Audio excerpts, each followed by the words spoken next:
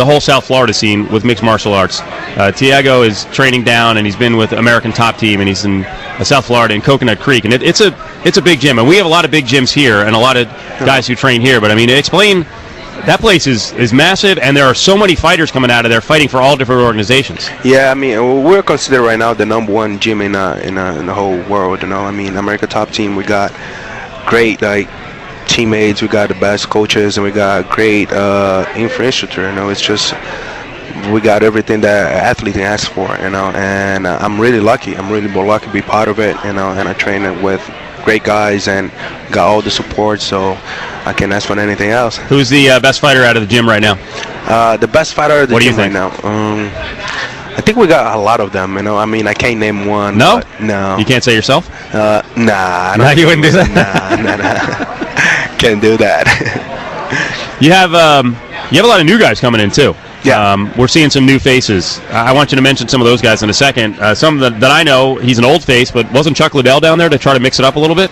Yeah, Chuck Liddell went to spend a week with us. Actually, like a week before he stayed with us, he teach a seminar, him and his coach, and he stayed for a week to train with us and hang out a little bit, you know, get to know Florida a little bit. We showed him around. Yeah, he had a good time. He got to know Florida, huh? No, Florida. All right, Chuck gets to know a lot of places, I think. Yeah, he does. So what was it like being around Chuck Liddell?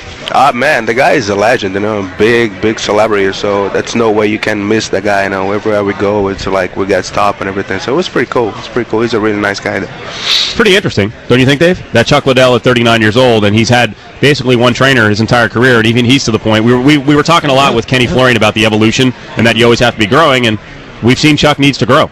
Yeah, I mean, this sport's involved a lot, you know, it changed a lot of things. I mean, you got to know it all. You got to know a little bit of everything. And like today, I think if you don't have that camp behind you with all the support and all the teammates, you know, and the trainers, you don't go very far anymore, you know. So you got to be on top of your game. Bobby Lashley?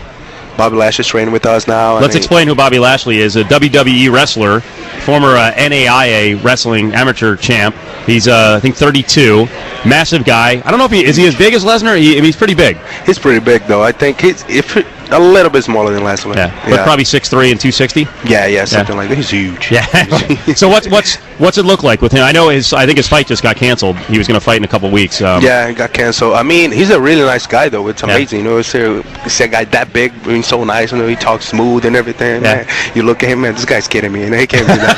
You know? But he's a really nice guy. He's learning a lot. You know, great wrestler. You know, and it's just once you're an athlete, you know, it's just become easier. You got to just learn a few things, you know, and have the heart. So he's in the right place, though. Yeah. You think can he make a big mark? Can he actually graduate to the UFC with, you know, kind of rudimentary skills on the other side and with a wrestling background? No doubt about it. I mean, if he really wants it, you know, we can do everything that we want. So he got everything that he can ask for at American Top Team. It's just up to him.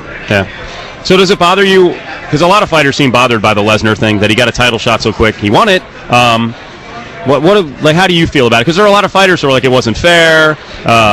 No, I mean, it makes the sport look bad. Like he's good. What do you want to do? No, he's really good, though. I mean, he's an athlete. You know, people don't realize that. You know, he just think that because he did the WWC thing, they think he's a joke. No, he was a professional athlete. You know, he's a great wrestler. And like I said before, once you're a good athlete and you're that big, you know, it just makes things easier. You know, and I think that he did great. You know, I mean, it's not his fault. You know, I think in life you get what you ask for. He asked for the title shot. I've been asked my title shot. I didn't came yet, but hopefully I'll get it right now. So I don't think it was unfair. I mean, in the heavyweight division, we don't have in UFC. We got a lot of good guys, but I think he's right there. You know. So the other thing I wanted to touch on, there is such a huge contingent of Brazilian fighters, and I find it interesting.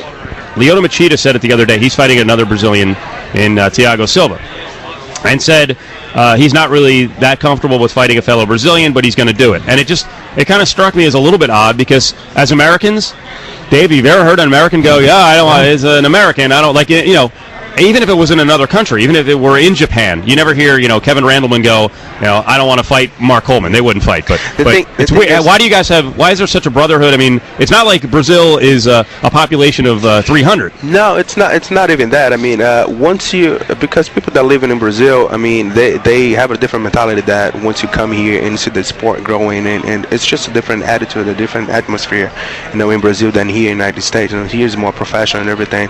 Over there, it's still that that like brotherhood, that thing that, you know, he's business, you know, you got to take care of business. But I don't know. I don't have that thing, you know. I'll fight whoever they put in front of me. You know, I don't care. It's a business, my job, you know. But well, we have to say that in Japan, and I think it's calmed down a little bit here. But for the longest time, with pride, the guys from Shooter Box and the guys from Brazilian Top Team, and I mean, there was no brotherhood there. No. There was a big like beef between both of them, and on both camps. But I mean, it happens though, you know. It's just part of the game. It makes the game more interesting. It sells more, you know. So you gotta love that. So what do you weigh right now? I'm about 171. No, you're not. Look at the look on Dave's face. Now you fight at 170. Yeah, we know you walk around a little. Are you 200 pounds right now? Yeah, pretty much. All right, you want to get into it? Let's. We do. You're here, so we do have to press on the weight cutting thing. Yeah.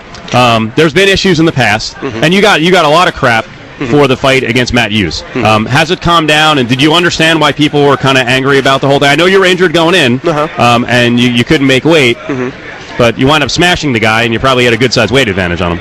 Yeah, I mean, I don't think that the weight advantage had to do much, you know, in a fight, because it was just 3 pounds over, you know, so it doesn't really matter, 3 pounds over or less, and it doesn't make a difference. But, and I mean, yeah, I have a lot of people ask me, how do you make weight? I say, just cut the carbs, you know, I mean, it becomes easier in a couple years, you know, from now on, but you got to just know how to do it, you know. Against Matt Hughes, I had an ankle injury 10 days before, and I was willing to pull out the fight and everything because I couldn't do much for 3 days, you know. I had to take a cortisone shot and everything. That holds water in your body, you know. Your body's a perfect machine. If you know how to trick it, you can do it really well, you know. But if you mess up one little thing, you know, it blows the whole thing. So, like 3 days without doing much, close to the fight, you know, especially me, that my body holds a lot of water. I've been eating carbs since I was really young. I used to be really fat when I was young, so my metabolism it's crazy. If I put carbs inside my body, just boom. Yeah. Right now I've been eating a lot of carbs, so I mean, I never had a problem making weight before. I know I got caught with diuretics and everything, but I never had a problem making weight before. Actually, it was the first time I got caught. What was your reaction? You know, a lot of people are pissed. They were. Yeah. So yeah. What was your reaction to fans being unhappy with you? Well, I just apologize, you know. I mean, that's nothing I can do about it. I try as much as I can, you know. I pass out twice in a sauna the day before, you know. That's I mean, you pass out twice the day before the biggest fight of your life, you know. Facing against Matt Hughes, there was the guy that when I got here, we used to crush people, you know, just killing everybody. It was like, I mean, people, they don't really understand what behind the scene, you know, so they tend to judge you. You know, Well, I think there are people out there who are like, you know what, he didn't try, he did it on purpose because they knew they weren't going to cancel the fight. Yeah, I mean, I try really hard, trust me. I'm really serious when it comes about my job and everything. I'm not here to play around or anything, and I hope the fans that really know me, like, follow me and everything, they understand, you know, they know I'm for real, I'm not kidding. But it happens. I mean, I couldn't make weight, you know, it was my bad, and I apologize, UFC management, Dana White, everybody, so they understand. And the next fight, I make it up to. I make 170 really clear, you know. I never had a problem before, and I promise you guys, you know, all my fans, that won't happen again. That's Thiago Alves. All right, we'll get you out of here in a second. We got the big fight coming up. GSP going against BJ Penn. Where do you fall on this one? I heard John Fitch actually had a really interesting take on this one. Said he is rooting for GSP from this standpoint. Rooting for him. He didn't make a pick. He's rooting for George to win because he fears that if BJ wins, they have another rematch, they have a third fight, and then all these guys waiting for the title shots at 55 and 70. You guys are out until literally, you know, the beginning of next year, late this year. So that's true. I guess rooting interests aside, first of all, do you agree with Fitch that you kind of be screwed on that? I agree. Yeah, no, I'm praying every day for St. Pierre. You know, St. Pierre all the way, baby. There you go. You know, but I like BJ Penn better, and I'm a big fan of BJ Penn. You know, but for myself, you know, for my camp and for everybody, for the MMA fans, you know, I'm going for GSP. So what do you think will actually happen, though?